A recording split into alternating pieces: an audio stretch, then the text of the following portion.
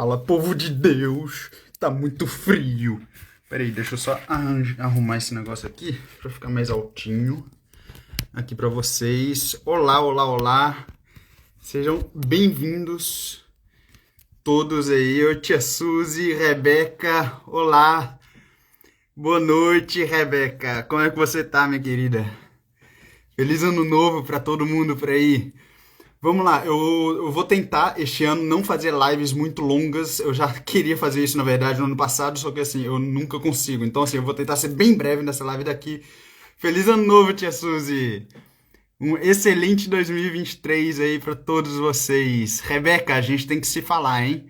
Vamos conversar. Eu vou te escrever. Assim que eu terminar a live, eu vou te escrever. Pode ser? Pra gente marcar um encontro aí nosso, uma aula aí nossa. Fechou? Então, vamos lá, hoje, vou tentar ser breve, né? Então, hoje eu só queria, na verdade, falar sobre 8 pequenos pilares, né?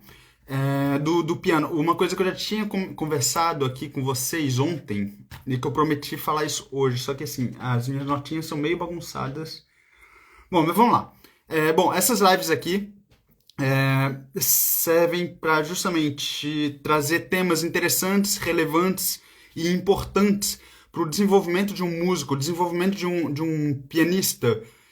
Eita, dona Anaí, eu não posso atender agora, dona Anaí, desculpa. Mas eu ligo para a senhora assim que eu terminar aqui. Pode ser? Então vamos lá. Essas lives aqui, né, são essas lives que eu faço aqui toda segunda e sexta-feira, às 19h30 aí do Brasil, 22h30 aqui de Portugal. Justamente para trazer temas aí interessantes, relevantes, importantes para o desenvolvimento de um músico, para o desenvolvimento de um pianista, para que a gente toque de forma verdadeiramente artística. E nos stories que eu postei ontem, eu falei aqui de alguns pontos, né? E eu falei... peraí, deixa eu só abrir aqui novamente.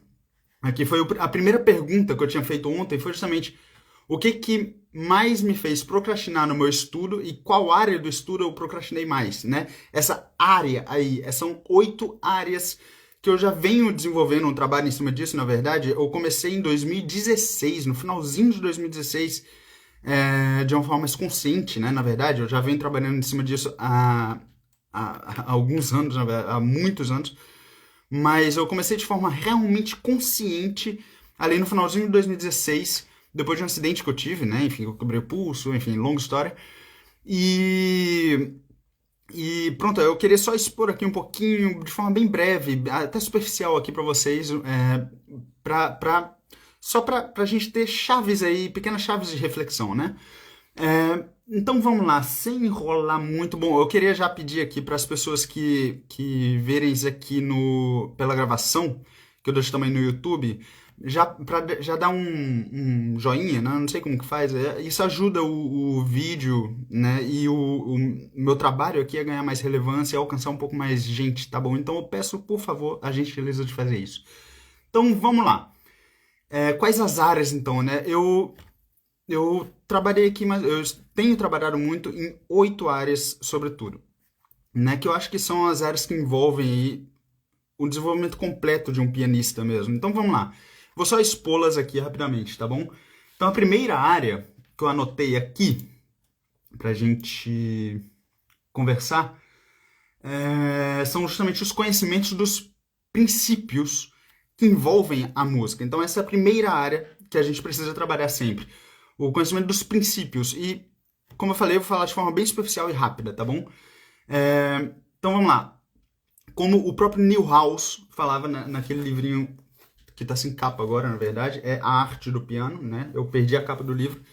Ele fala justamente sobre quais são esses princípios, né? Ele fala rapidamente, mas justamente os princípios da música, a matéria mesma, viva da música, são com suas leis. Então, assim, tem um conhecimento das leis que envolvem ali a composição musical, né?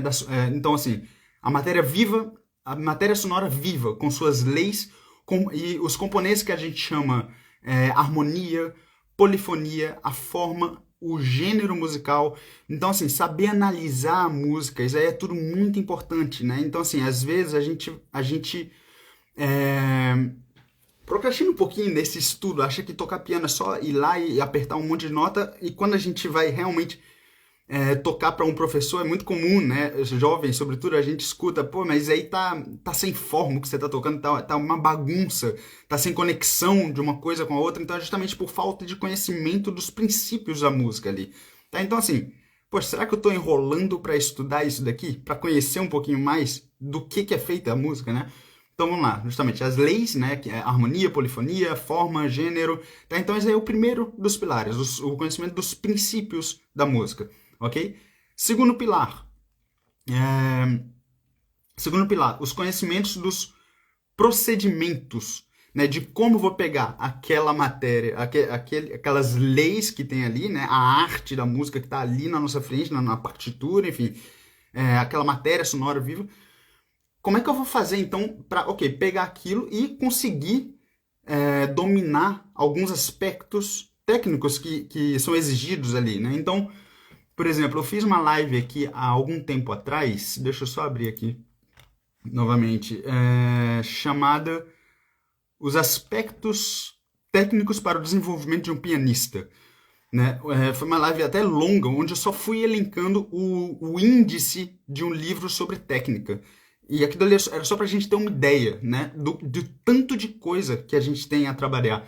Então, eu vou ler aqui de forma aleatória, tá? Então, por exemplo, exercícios de extensão, conhecimento justamente de como faz um exercício de extensão, como que a gente faz, por exemplo, para estudar escalas diatônicas, por exemplo, para quando ela aparece em uma música, a gente, naquele contexto, porque uma coisa é estudar a escala de forma separada, outra coisa é estudar no contexto ali da música, né? Então, assim, saber os procedimentos ali para poder conseguir realizar aquilo lá naquele contexto, né? Quantas vezes, por exemplo, a gente vem de trechos muito fatigantes, né? Fatigant em francês, como que fala? Muito cansativos, né? Aí, de repente, tem uma coisa muito leve. E a gente, separado, se a gente pega só aquele trecho, a gente consegue tocar. Mas no contexto da música, no que vem antes, uma coisa assim cansativa, fisicamente cansativa, e de repente chega aquele trecho, a gente não consegue, a gente se perde, a gente perde contato com o piano. Então, assim, justamente, como conseguir realizar aqueles trechos específicos. Então, por exemplo, escalas, tem aqui, por exemplo, notas duplas, né? Tipo terças, oitavas, legato. Cara, estudo de legato, por exemplo, oitavas quebradas, glissando, etc. Então, esse é o segundo pilar. Tá bom? Então, deixa eu só voltar aqui nas minhas notinhas. Então, primeiro, o conhecimento dos princípios, das leis da música. Segundo, o conhecimento dos procedimentos, como, né? Como dominar aquele trecho específico. Isso é bastante importante, então tem memória muscular, entra um monte de coisa aí. Então, terceiro pilar, conhecimento dos materiais envolvidos. O terceiro pilar é o material externo. Então, caramba, é muito importante a gente, por exemplo, a gente conhecer o piano em si, saber o que a gente está... o que tem, o que é aquilo, o material que está ali na nossa frente, né? Não precisa ser uma coisa muito profunda, a gente não precisa conhecer aquilo de forma muito profunda, mas ter conhecimentos básicos ali, por exemplo, essa semana passada, o pedal do meu piano estava desregulado, né? Eu comprei o piano C7 aqui em casa e o pedal estava completamente desregulado, então assim, poxa, um conhecimento básico ali como que funciona isso aqui e apertar, onde apertar, qual parafuso apertar para saber regular minimamente aquilo lá. Então, por exemplo, conhecer como funciona um duplo escape no piano. Conhecer, por exemplo, do que é feito, qual madeira que é feito o piano. Coisas assim, a gente não faz a mínima ideia. A gente toca um instrumento que a gente faz a mínima ideia de como que ele é fabricado, do que tem ali, né? Do que material que é feita a tecla preta, a tecla branca. Então, de que linha de piano, por exemplo, que eu tenho, por exemplo, eu tenho aqui em casa um C7, mas hoje tem o C7X. Porque, o que é esse X? Né? Qual que é a diferença entre um Yamaha e um Steiner? Coisas... Poxa, é uma curiosidade que a gente pode saber e que muda tudo quando a gente vai tocar, né? A gente tem mais conexão com o instrumento depois disso. Então, eu botei aqui ainda, por exemplo... Ah, sim, eu botei uma coisa interessante aqui. Para isto, aqui nas nossas lives, eu vou chamar, ao longo do ano aí, eu vou chamar alguns técnicos que eu conheço, alguns técnicos. Tem um técnico da Bahia, por exemplo, que é muito bom. Eu não falei com ninguém ainda, mas eu tenho certeza que eles vão topar. Um é o Norberto, eu tenho certeza, assim, que pelo menos uma entrevista ele vai me dar e eu vou lançar aqui pra vocês, tá? E é um técnico maravilhoso, sabe? Tem técnicos, eu conheço técnicos da Yamaha, aqui em Portugal, sabe? Eu quero conversar com eles também, trazer aqui pra vocês. O próprio técnico que me vendeu o piano, que é o técnico da Maria João Pires, sabe? Eu quero ir lá conversar com ele também, enfim, eu vou abrir caixinhas aqui pra vocês mandarem dúvidas. E eu quero trazer isso aqui pra vocês, justamente pra gente, pra mim também, né? Enfim, eu conheço, mas eu conheço muito pouco, na verdade. Eu posso aprofundar sempre mais nisso daí. Então, então saber afinar, por exemplo, básico o piano, uma notinha, por exemplo, o piano sai ali da afinação, como que a gente faz para afinar? Sabe, a gente não conhece o instrumento que a gente toca. E mesmo que seja um piano digital, por exemplo, eu tenho um piano digital aqui em casa, eu sei como que ele é, né? Antes de comprá-lo, eu pesquisei a tecla, o duplo escape do piano digital. Sabia que piano digital também tem duplo escape? Como que é feito isso daí? Se o mecanismo é tão menor, né? Então, assim, coisas assim, é importante a gente saber, né? Aí, no quarto pilar, a coisa começa a ficar um pouquinho mais interessante, que é justamente os aspectos internos, né? Quarto pilar, conhecimento dos aspectos internos, materiais internos. Eu botei materiais internos, mas na verdade, assim, é toda... nada mais é que conhecimento de si mesmo, na verdade. Então, por exemplo, eu tenho aqui, sem brincadeira, centenas, talvez milhares de textos e de notas feitas, de textos lidos, de notas feitas. Eu vou ler 3, 4 títulos aqui para vocês. Por exemplo, pilares, por exemplo, da alta performance, né? Eu já conversei sobre isso aqui em uma live. Tem, por exemplo, uma coisa aqui que eu não gosto muito do termo usado, mas vai assim mesmo. Por exemplo, zona de conforto e como vencê-la. A força de vontade, por exemplo, é justamente um conhecimento de si, conhecimento de toda a tua parte psicológica. Então, por exemplo, tem uns aqui que são bem interessantes. O hábito da não expectativa, sabe? Pô, como que, caramba, como que criar expectativas, né, demasiadas altas nos atrapalha no nosso estudo de piano? Então, ter um hábito, por exemplo, como criar um hábito de não ter essas expectativas que nos atrapalham, né? Então, por exemplo, a estratégia para controlar nossas emoções, a importância. Isso daqui eu quero trazer, ó. Esse daqui é o tema da próxima live, que eu quero trazer, das 2 próximas lives. A importância daqueles que a gente escolhe como modelos, né? Então, assim, a primeira coisa para a gente começar a trabalhar, que eu quero trazer aqui para vocês, para este ano 2023, ok? Escolher alguns modelos, a importância, né, dessas pessoas, né, de como escolher essas pessoas. Isso aí eu vou trazer, se der tudo certo, na sexta-feira já para vocês. Um negócio que a gente chama de assembleia de vozes. Então, isso aí tudo, todo esse conhecimento, assim, do que te influencia, né, de como... Mostra os seus quadrinhos, eu vou mostrar assim, eu tô cheio de quadrinho aqui, eu vou mostrar na sexta-feira isso.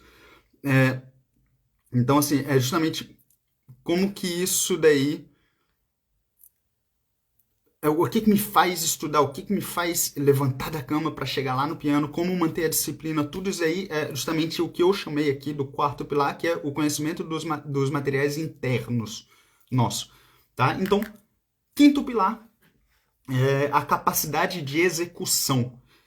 O que que isso é? O que que eu nomeei dessa forma, né? Que é justamente a capacidade de performance nossa, né? Chegar... Uma coisa é você tocar em casa, outra coisa é você chegar na frente de um público, ou na frente de um professor, muitas vezes, ou na frente, sei lá, de amigos. Às vezes a gente vai tocar na frente de amigos e a gente perde completamente as nossas capacidades, né? Então, assim, é justamente como trabalhar isso, como trabalhar para a gente conseguir executar a peça do começo ao fim de forma artística na frente de outras pessoas, que é justamente a finalidade da música, né? Ficar tocando em casa para quem exatamente, tipo... Poxa, não sei, não tá completo. O ato de tocar piano não tá completo quando não tem alguém que ouve o que a gente tá fazendo, né? Então, justamente, a capacidade de execução é o quinto pilar aqui que eu trouxe, que eu trarei, na verdade, né? O quinto pilar aqui do desenvolvimento de um músico completo, que eu acho. O sexto pilar, que é a capacidade poética nossa. Então, o que é isso daí? Eu botei, por exemplo, um repertório musical. Uma coisa, por exemplo, eu estava tendo aula com um filósofo uma vez, um professor filósofo, em um curso de psicologia que eu fiz, e ele falou assim que um terapeuta e um professor, um coach, olha aqui, ó, os materiais internos são muito desafiadores. Ou se não são, são mesmo, Gabi, são mesmo, tá? Mas tudo faz parte, né? A gente tem que saber dominá-los, não dominá-los, mas pelo menos conhecê-los, né? Pra gente saber jogar o jogo também ali e ter um progresso satisfatório, né? E sermos músicos de cada vez maior qualidade. Mas vamos lá. Então, justamente esse professor de filosofia, ele tinha falado, por exemplo, para professores, né? E para terapeutas, enfim, que sempre que nos perguntarem o que a gente está lendo, a gente tem que saber responder na hora. Na hora. E ali eu tive um insight assim, eu falei, caramba, sempre que me perguntarem o que eu tô analisando, que música que eu tô estudando agora, analisando mesmo e me aprofundando nela, não é nem no ato de tocar, mas é pegar, por exemplo, uma sinfonia de Beethoven, uma sinfonia de Brahms. Assim, eu tenho que saber responder na hora, a gente tem que saber, a gente tem que estar constantemente em contato com música para aumentar justamente o nosso repertório ali imagético mesmo, de musical ali, de toques, né? Então isso aí, por exemplo, é muito importante. Então é um pilar a ser levado em consideração, a ser estudado, a ser trabalhado, né? Então, beleza, capacidade poética, que é o que eu estava falando, né? E tem, por exemplo, o que eu anotei aqui, uma coisa que eu fiz muito, análise cuidadosa de pianistas. Por exemplo, uma coisa que eu fiz muito é pegar aqueles vídeos gigantescos de 4 horas do concurso Chopin, da terceira fase, por exemplo, para ver quem passa na final, e escutando aquilo com atenção, com partitura, e tentando entender assim, caramba, ele vai passar para a final, esse daqui não. Por quê? Tentar conscientizar isso daí, né? Então, assim, aumentar justamente esse repertório de possibilidades ao piano. O repertório imagético, por exemplo, livros, eu botei livros, filmes. Por exemplo, quando a gente vê o vídeo do Lang Lang tocando a cadência do terceiro concerto de Rachmaninoff, ele claramente está imaginando uma guerra de monstros ali, ou alguma coisa está acontecendo ali na cabeça dele. Vejam esse vídeo, é maravilhoso. Ele vai tocando e ele vai olhando assim, aí de repente ele olha assim, tem um monstro aqui, ele fica, cara, é mágico quando você vê aquilo, dá pra ver assim que ele tá contando de fato uma história pelos dedos dele, é muito mágico isso aí. E essa é a capacidade poética nossa, né? A capacidade magética, a gente tem que trabalhar nesse pilar, tá bom? Então, e tem também, é claro, por exemplo, o Cláudia Hall. Mais um exemplo, né? O Cláudia Hall, ele passava 4 horas por dia cuidando do jardim, em contato com a natureza, em contato com a criação ali, né? Maria João Pires, por exemplo, numa masterclass que tem dela no YouTube, a gente acha isso facilmente no YouTube, onde tem um alemão tocando para ela, aí tocando muito bem, por sinal, aí ela vai, não, tá morto isso, alguma coisa assim que ela fala, aí ela começa a tocar, cara, parece que a nossa alma é puxada quando ela começa a tocar, parece que alguma coisa muito misteriosa ali aconteceu, né? Ela tem muita coisa ali dentro dela para expressar. E no final, justamente, o vídeo corta, aí ela tá dando uma entrevista a Maria João Pires, Gabi. Aí ela tá dando uma entrevista e ela fala: milagres acontecem o tempo todo. E, cara, foi um milagre que aconteceu ali. Não tá mais no plano de forte, piano, e mais rápido, e menos rápido, e a mão direita mais cantável. E, cara, tipo, passou isso daí, sabe? É outra procura, é outra busca o que ela faz ali. Então, isso aí tá na capacidade poética, né? Então, justamente, que é o sexto pilar, né? A capacidade poética, que a gente precisa trabalhar em cima disso. Com livros, com filmes, escutando músicos, análise cuidadosa de pianistas, pegar pianistas tocando a mesma peça e analisar o toque, ouvir com atenção e cuidado ali, o toque que a pessoa tá fazendo. Então, isso tudo daí a gente precisa trabalhar, tá? Então, beleza. E tem também, é claro, ainda dentro da capacidade poética, que eu anotei aqui, um olhar poético perante as coisas também. Então, por exemplo, quando a Adélia Prado, né, que eu já trouxe aqui, inclusive, a Adélia Prado fala, às vezes Deus me tira. Olha que tristeza para uma poetisa isso. É claro, uma poesia que ela está escrevendo, mas ela fala, é que às vezes Deus me tira a poesia. Eu olho para uma pedra e eu só vejo pedra mesmo. Caramba! Olha que tristeza, cara. Ela perdeu toda a dimensão ali da presença da pedra. A pedra é uma entidade ali, um ente que está presente, que simboliza um monte de coisa, inclusive presente na gente mesmo, sabe? Uma coisa estável, uma coisa ali.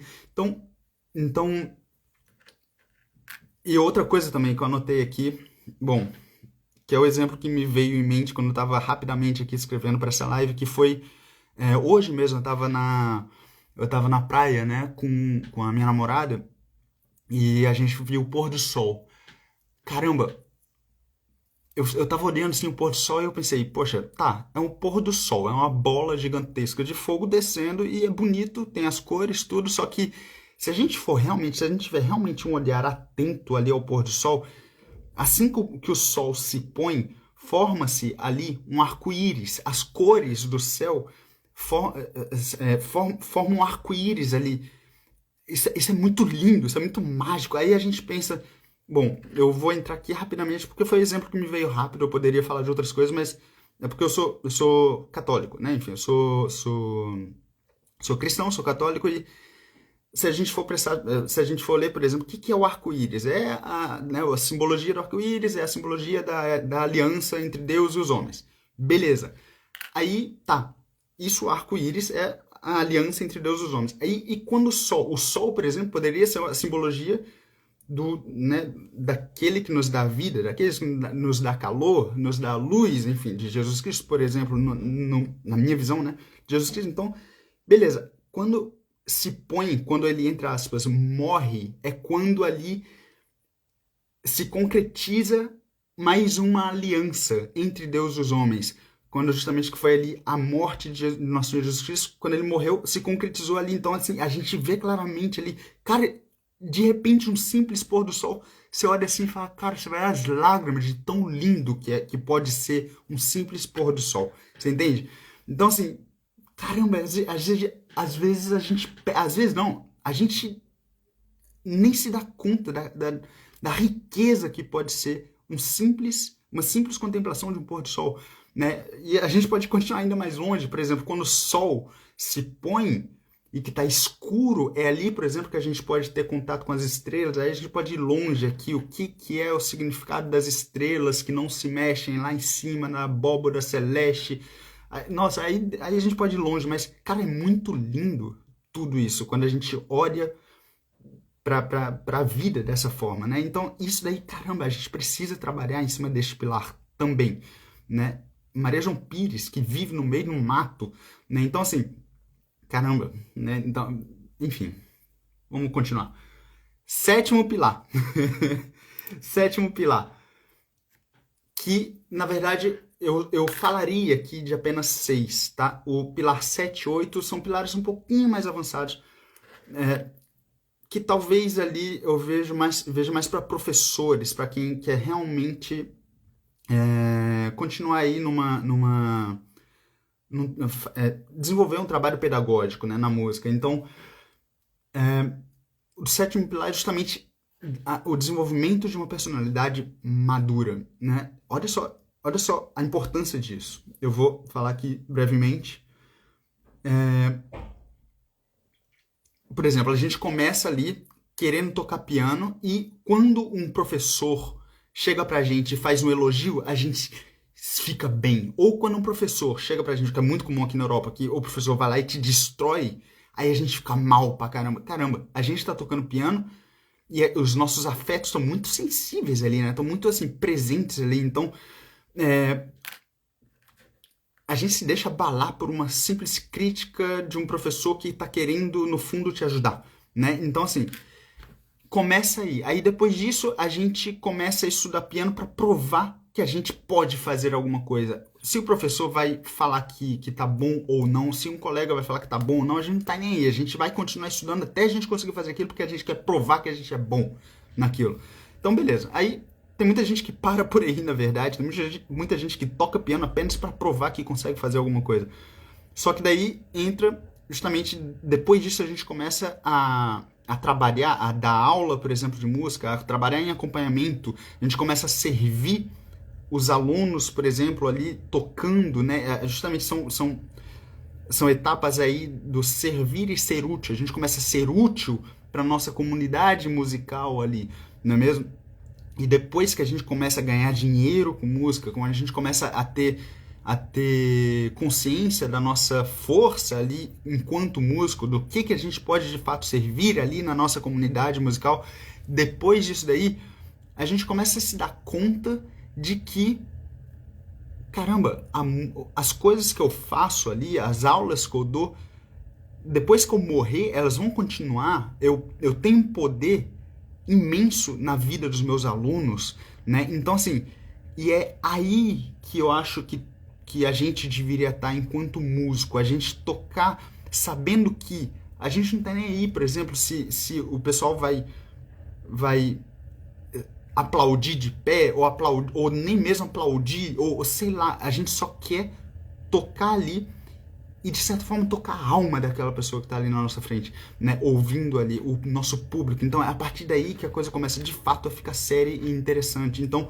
por exemplo, por que eu falei que isso aí é importante para um professor? Eu conheço um professor muito conhecido, eu não vou falar nomes aqui, mas um professor muito conhecido que os alunos dele, por exemplo, se os alunos dele levassem o nome dele para concursos, para competições, esse professor dava muita atenção, né, para esses alunos. Se os alunos dele tivessem um pouquinho mais de dificuldade e não conseguissem, por exemplo, se expor aí justamente em competições e ganhar competições e levar o nome dele, ele quase que não dava aula, ele ia lá, falava uma ou outra coisa.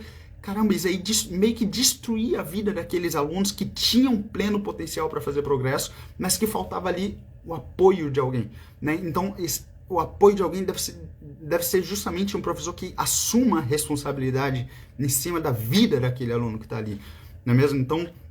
Então, eu acho que isso aí é muitíssimo importante no desenvolvimento justamente de um músico, como eu tenho falado aqui, né? Então, assim, ter uma personalidade forte, madura, né? Isso aí também é algo a ser... É o 7º pilar que eu anotei. E o 8º pilar de todos, né, que eu coloquei aqui é justamente a exposição pelo exemplo. Eu não vou falar muito disso aqui, na verdade. A gente vai terminar aqui a 2 minutos. Eu só quero falar disso aqui porque justamente quando a gente começa a perceber essa importância que a gente tem e que o que a gente faz ali vai continuar para além da nossa vida, a gente começa a perceber assim que a gente começa, enfim, não que eu esteja lá, tá? Mas eu não vou falar muito disso agora, não é o momento de falar disso, mas enfim, eu não vou falar sobre isso agora. A gente vai acabar entrando num tema aqui que não é muito a hora de falar sobre isso, mas 7º pilar, a exposição pelo exemplo. Você, de fato, ser aquele pianista, ser aquela personalidade e não ter medo de se expor de forma inteligente para poder mostrar para as pessoas que você ama que é possível realizar aquilo dali que você está fazendo, né? Então, assim, você ser uma fonte de alegria, de luz, de esperança, sobretudo de esperança ali para as pessoas que são à tua volta, através do teu exemplo, sabe, musical. Você saiu ali, você não tocava nada, você começou, você trabalhou da forma certa, inteligente, você conseguiu, e outras pessoas que acham que não são capazes, você é capaz de pegar aquelas pessoas e levar para pelo menos para onde você tá ali, sabe? E mostrar para ela, provar para elas que elas também são capazes de fazer aquilo. Então, essa eu acho que é a finalidade de qualquer músico, né? Tipo, de mostrar justamente a beleza ali, a alma, saber, assim, a pessoa conseguir, assim, ela mesma produzir aquele evento sonoro que traz tanta emoção, que traz tanta beleza para, né, para as pessoas que a gente ama. Então, eu acho que esses são os pilares que a gente poderia começar a refletir um pouquinho, mas é claro, começando lá no começo, só um recapitulativo aqui, uma recapitulação, então, conhecimento dos princípios da música, conhecimento dos procedimentos de como executar aquilo, conhecimento dos materiais externos do piano, conhecimento dos materiais internos de si mesmo, né? A capacidade de execução em público, né? Tem exercícios de gravação, tem um monte de exercícios que a gente vai conversar aqui ao longo do ano. Capacidade poética, que eu já tenho trabalhado isso aqui nas lives. O desenvolvimento de uma personalidade madura, que é o 7º, e o 8º, a exposição pelo exemplo, né? Então acho que esses são os pilares que a gente deveria prestar atenção. Esses são os pilares que eu queria trazer aqui para vocês hoje. Espero que tenha sido útil, espero que tenha trazido aí bons propósitos, bons afetos e boas inspirações aí para quem me ouve. Tamo juntasso, então na sexta-feira a gente continua aqui e eu quero falar um pouquinho justamente sobre a importância daqueles que a gente escolhe como modelos, tá bom? Então, um beijo para todos, fiquem com Deus e até sexta-feira no mesmo horário. Falou, fui, valeu. Eu não sei desligar mais. Tá aqui, falou, fui.